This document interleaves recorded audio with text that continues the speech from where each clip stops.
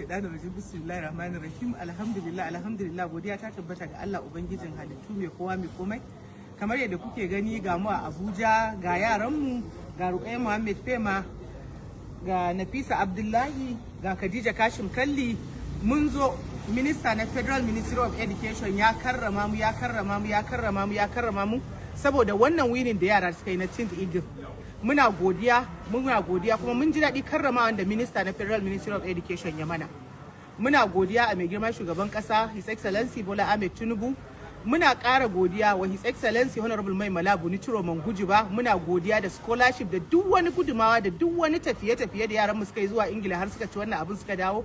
Mun gode His Excellency, kuma mun zo yau a cikin karrabawan da shi minista ya yi wa yaran nan. Ya ba da kyauta, ya musu alheri daga aljihun shi, wanda ita Nafisa menene minista ya baki? Ruqayyah me minista ya baki?